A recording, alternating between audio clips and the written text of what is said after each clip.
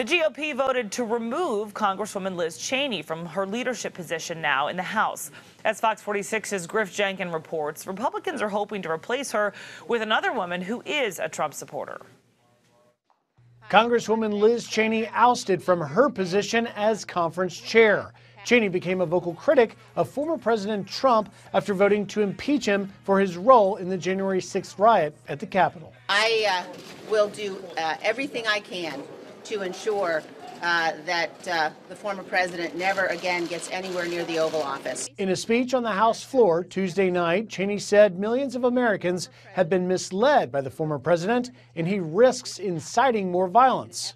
Republican leaders remain adamant their opposition to Cheney is not about her vote to impeach. They argue her ongoing public criticism of former President Trump is hurting their message to voters ahead of the 2022 midterm elections, and one of the roles of a conference chair should be to unite the party.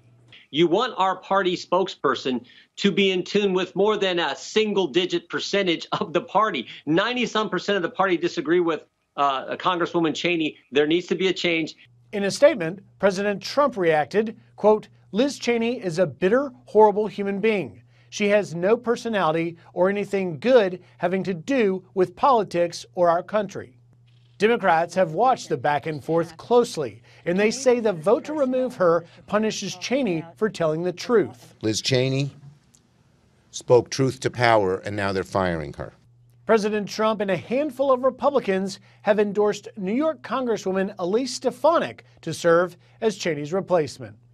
In Washington, Griff Jenkins, Fox News.